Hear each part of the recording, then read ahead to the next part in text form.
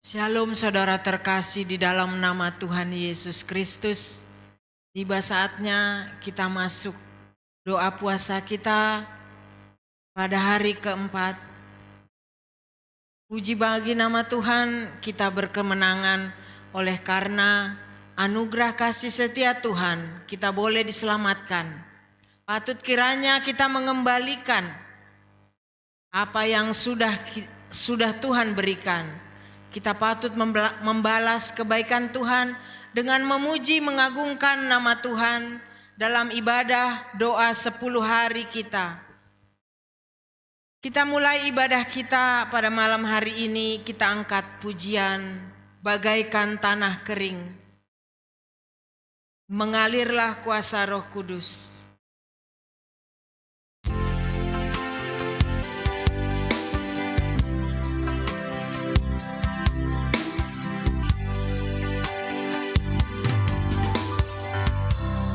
Bagaikan tanah kering yang merindukan air, demikianlah jiwaku haus akan Engkau.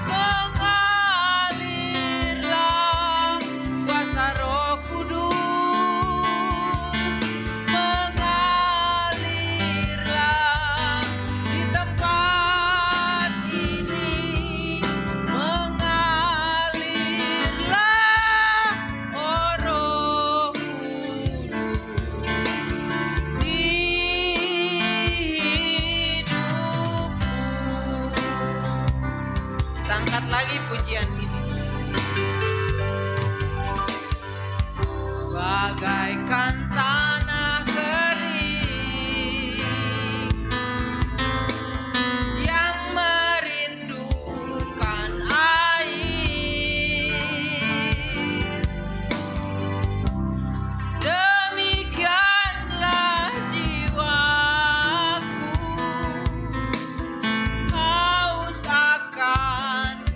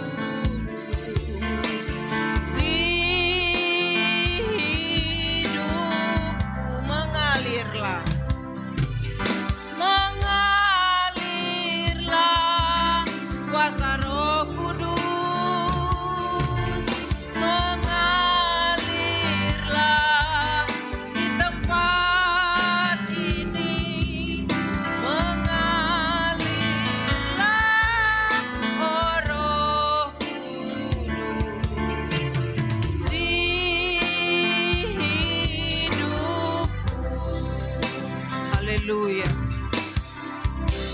Kita satu dalam doa. Bapa Surgawi, Bapa yang Maha Mulia, Bapa yang Maha Kuasa atas halik langit dan bumi. Terima kasih Tuhan Yesus atas penyertaan-Mu dalam hidup kami Tuhan. Karena begitu besar kasih-Mu kepada setiap ciptaan-Mu Tuhan. Engkau menyelamatkan kami Tuhan Yesus. Terima kasih Tuhan Yesus, dengan apa yang pantas kami balas segala kebaikan-Mu Tuhan. Anugerah-Mu Tuhan Yesus.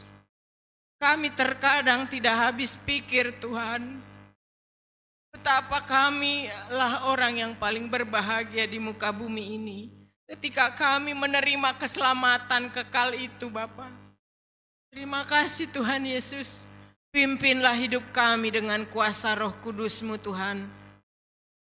Terima kasih Tuhan Yesus, Engkau juga memberkati Tuhan semua yang terlibat dalam ibadah kami pada malam hari ini. Doa puasa 10 hari menantikan turunnya Roh Kudus. Urapi seluruh hamba-Mu yang terlibat dalam ibadah ini ya Tuhan. Itu juga semua anggota jemaat dimanapun kami berada yang mengikuti ibadah pada malam hari ini. Tuhan Yesus melawat, Tuhan Yesus memberkati. Jika ada yang lemah dalam keadaan jasmaninya ya Tuhan, Tuhan beri pemulihan kesembuhan.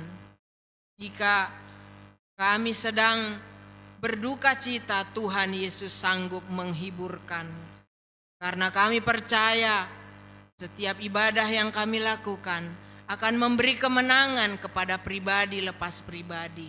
Terima kasih Tuhan Yesus, kami mohon pimpinan Roh Kudus dari awal ibadah, pertengahan sampai kepada akhirnya.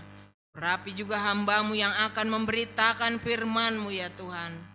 Terima kasih Bapa di surga, biarlah puji-pujian dan ibadah kami pada malam hari ini boleh berkenan kepadamu. Dan nyatakanlah isi hati-Mu kepada setiap kami ya Bapa. Terpujilah Engkau kekal sampai kekal.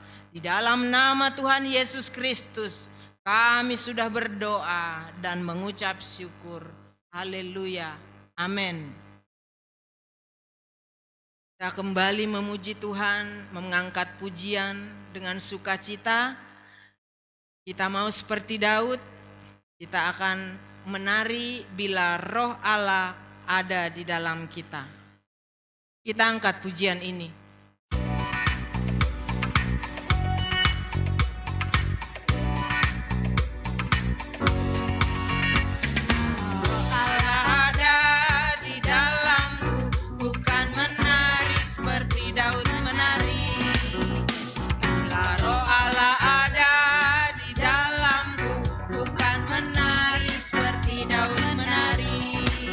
Bukan menari,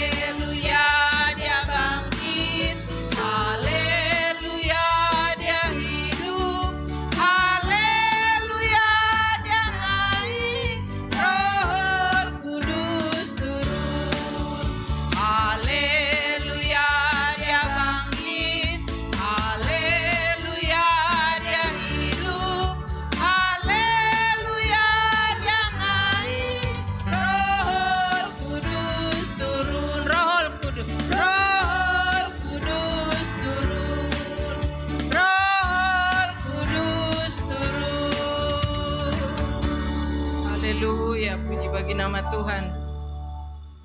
Kita sudah bersuka cita, tiba saatnya kita akan menikmati firman Tuhan melalui hamba-Nya. Kita siapkan hati dan pikiran kita, biarlah hati dan pikiran kita dikuasai oleh Roh-Nya, yaitu Roh Kudus yang manis. Kita angkat pujian untuk firman, di hati inilah rumahmu.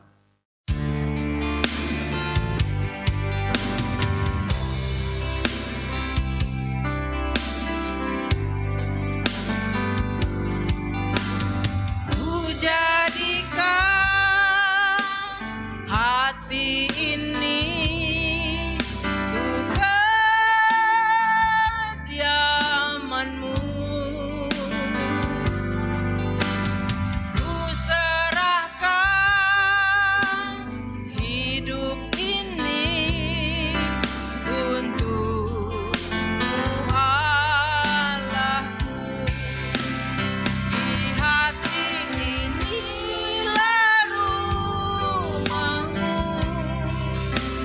di hati inilah bait-Mu, dimanapun ku kan berada, senantiasa Kau pun ada.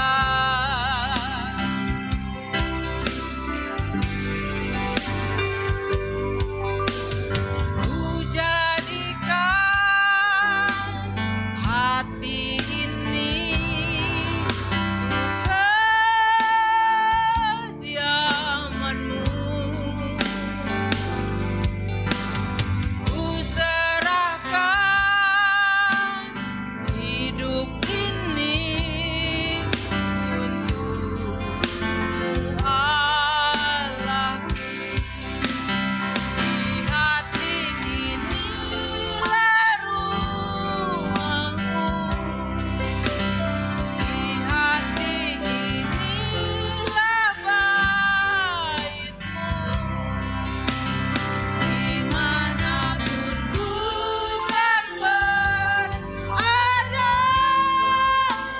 senantiasa Kau pun ada. Di hati inilah rumah-Mu, di hati inilah bait-Mu, dimanapun ku kan berada, senantiasa Kau pun ada, senantiasa Kau pun ada.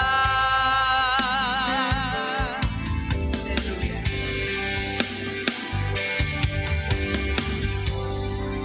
Kita satu dalam doa. Bapa di surga, Bapa yang baik, segala ucapan syukur kami naikkan kepadamu Tuhan. Betapa agung dan mulianya Engkau Tuhan Yesus. Menerima kehidupan kami, mau menganggap kami menjadi anak-anak-Mu Tuhan. Inilah yang membuat hati kami bersuka cita dalam segala hal, dalam menjalani kehidupan sampai pada garis akhir ya Tuhan Yesus. Sebentar kami akan menikmati firman-Mu Tuhan, firman yang boleh mengubahkan cara pandang hidup kami. Dan segala tindakan kami kiranya boleh berkenan kepadamu dan berpedoman kepada firman-Mu. Jadikan kami juga Tuhan terang dan garam kemanapun kami Engkau utus. Kami memohon Tuhan kepadamu Tuhan, Engkau urapi urapan pewahyuan yang baru, yang dari surga kepada hamba-Mu. Dan tutup bungkus dengan kuasa darah-Mu Tuhan. Dan Roh Kudus yang manis bekerja menaungi hati, jiwa, dan pikiran kami. Terima kasih Tuhan Yesus, kami sambut firman-Mu dengan mengucap syukur dan memohon ampun dari segala dosa kami ya Tuhan. Terima kasih Tuhan Yesus, kami sudah dilawat, kami sudah menerima berkat-berkat surgawi yang dari Tuhan melalui ibadah kami pada malam hari ini. Kiranya kuasa Roh Kudus bekerja dalam hidup kami untuk selanjutnya. Terima kasih Bapa di surga, terima kasih Tuhan Yesus, terima kasih Roh Kudus. Di dalam nama Tuhan Yesus Kristus, kami berdoa mengucap syukur. Haleluya. Amin. Shalom. Salam dalam kasih Tuhan kita yang pada malam hari ini kembali mempertemukan kita bersama hanya oleh kasih karunia Tuhan. Mari kita mulai renungan singkat kita pada malam hari ini yang terambil dari Kisah Para Rasul 1 ayat 1 sampai 5.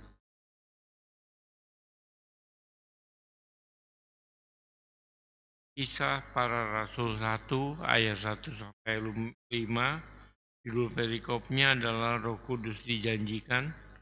Demikian firman Tuhan. Hai Theophilus, dalam bukuku yang pertama, aku menulis tentang segala sesuatu yang dikerjakan dan diajarkan Yesus, sampai pada hari Ia terangkat. Sebelum itu Ia telah memberi perintahnya oleh Roh Kudus pada rasul-rasul yang dipilihnya. Kepada mereka Ia menunjukkan dirinya setelah penderitaannya selesai. Dan dengan banyak tanda Ia membuktikan bahwa Ia hidup. Sebab selama 40 hari Ia berulang-ulang menampakkan diri dan berbicara kepada mereka tentang kerajaan Allah.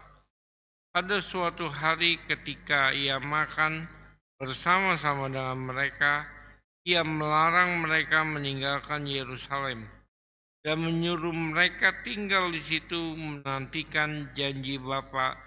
Yang demikian katanya, telah kamu dengar daripadaku, sebab Yohanes membaptis dengan air, tetapi tidak lama lagi kamu akan dibaptis dengan Roh Kudus.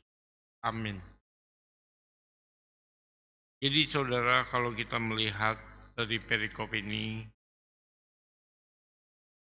setelah Tuhan Yesus bangkit, Dia berulang kali selama 40 hari untuk menampakkan diri kepada murid-muridnya. Menampakkan diri kepada murid-muridnya untuk menguatkan mereka bahwa Yesus hidup. Yesus bangkit dari kematian. Kematian tidak berkuasa lagi atas Tuhan Yesus. Dan itu dibuktikannya dengan menampakkan diri kepada murid-muridnya. Baik kepada murid-muridnya di Danau Tiberias atau mereka yang sedang dalam perjalanan ke Emmaus, bahkan mereka yang sedang berkumpul di dalam satu ruangan yang tertutup. Di sana pun Yesus untuk menguatkan murid-muridnya. Tapi dengan satu pesan, Yesus berkata kepada mereka, jangan tinggalkan Yerusalem sampai janji Bapa itu digenapi. Dan murid-muridnya taat. Mereka menanti di Yerusalem janji Bapa itu sampai tergenapi yang kita kenal dengan hari Pentakosta, turunnya Roh Kudus. Sekarang mari kita melihat mengapa mereka berkumpul di Yerusalem. Mengapa Tuhan mengatakan jangan pernah tinggalkan Yerusalem. Karena pada masa itu Yerusalem adalah pusat peribadatan. Sebab hanya di Yerusalemlah ada bait Allah yang megah, yang dibangun oleh Raja Salomo pertama kali.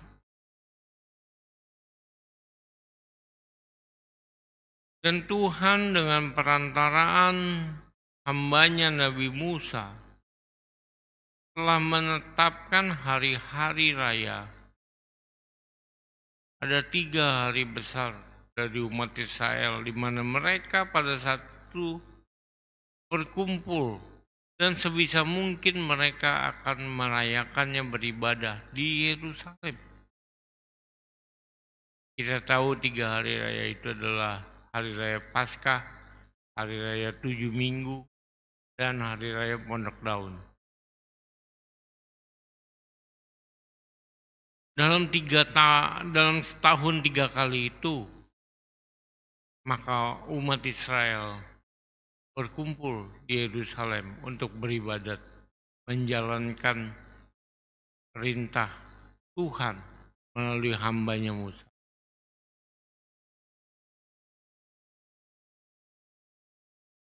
Kalau kita melihat sekarang dalam keadaan perjanjian baru, mari kita lihat dalam 1 Korintus 3 ayat 16.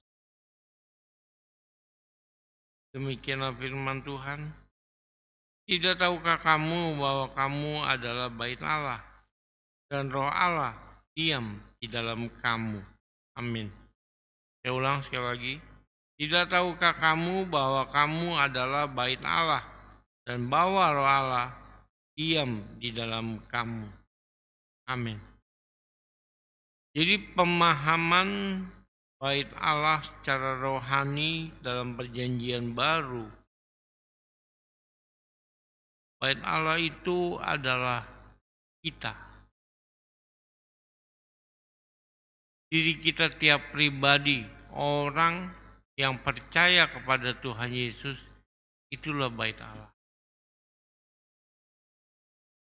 Dan roh Allah diam di dalam kamu. Kitalah bait Allah itu.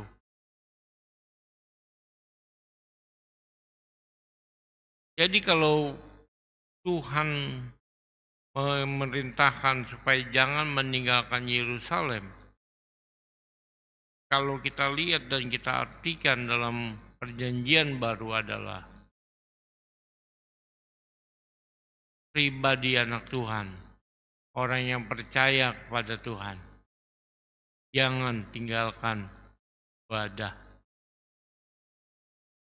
Jangan pernah kita meninggalkan ibadah kita.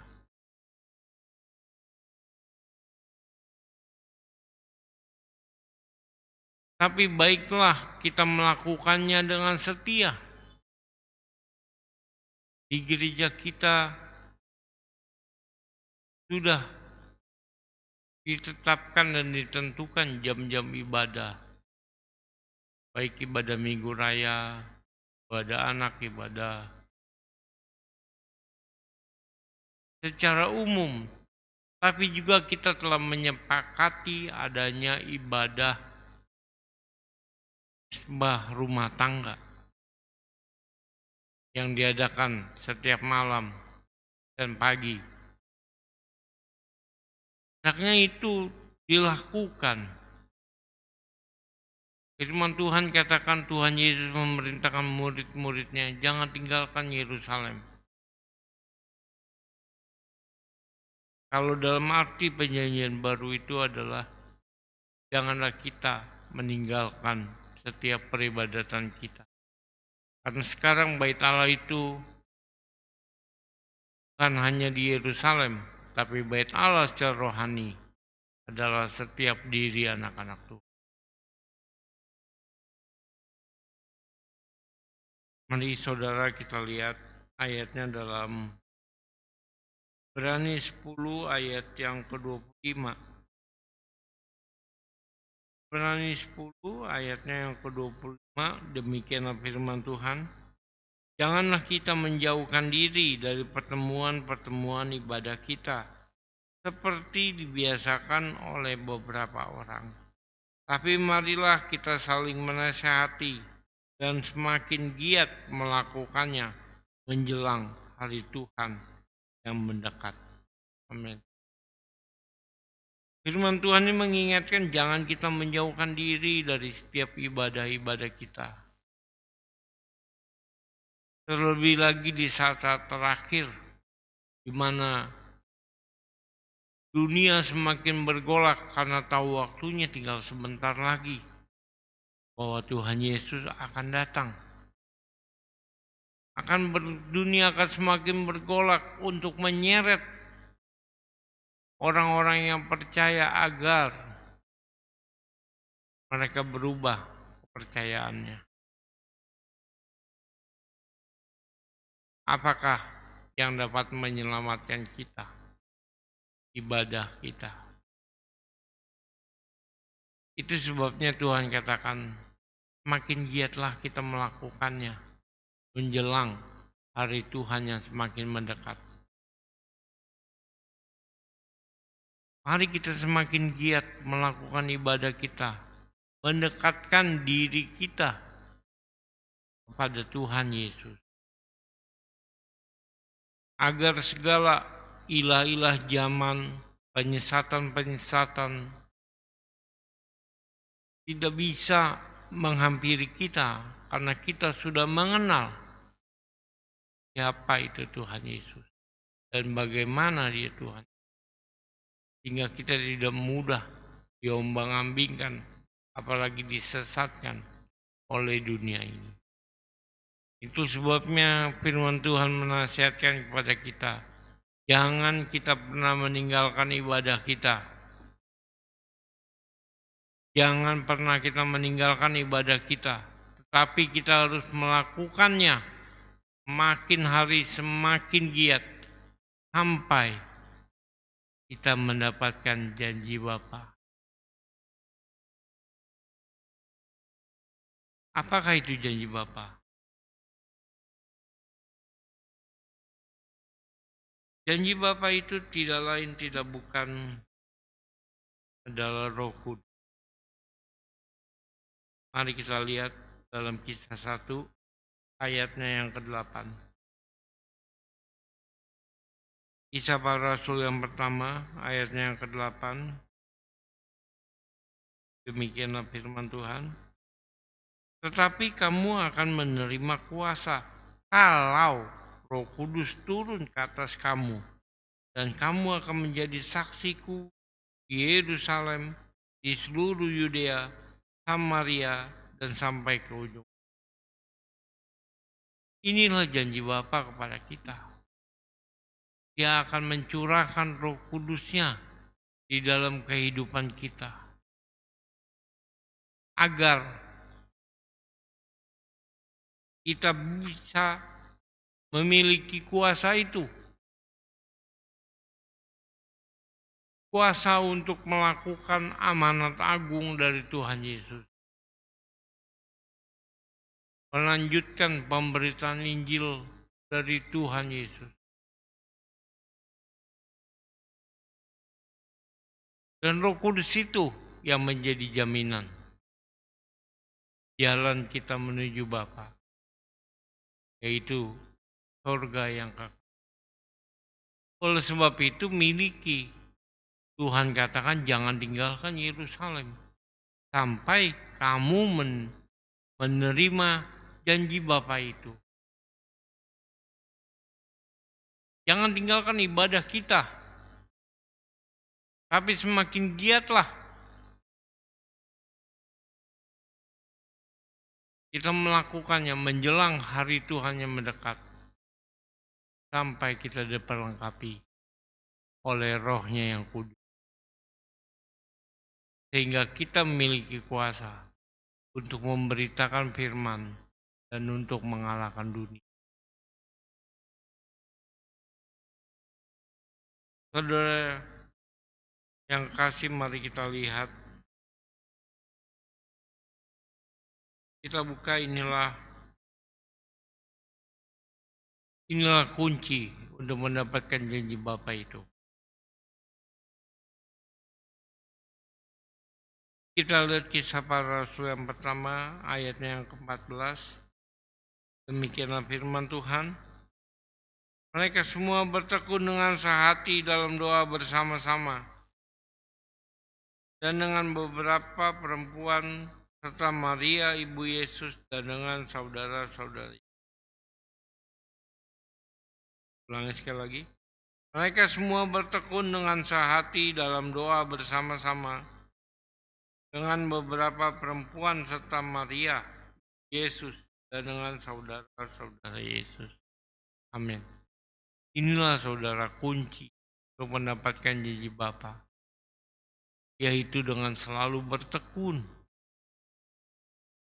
Bertekun di dalam doa kita. Sehati. Tekun melakukan sehati, memiliki kerinduan yang sama, yaitu agar Roh Kudus tercurah selalu di dalam kehidupan kita. Jadi jangan hanya dalam 10 hari ini saja kita melakukan kerinduan kita terhadap Roh Kudus. Tapi rindukanlah itu setiap hari. Agar setiap hari juga kita boleh diperlengkapi oleh kuasa Roh Kudus. Sehingga kehidupan kita menjadi kehidupan yang berguna bagi Allah. Memuliakan nama Tuhan di dalam segenap kehidupan kita. Terpujilah nama Tuhan dari sekarang sampai selama-lamanya. Shalom. Kita akan menutup ibadah kita di malam hari ini. Kita angkat pujian harapan baru.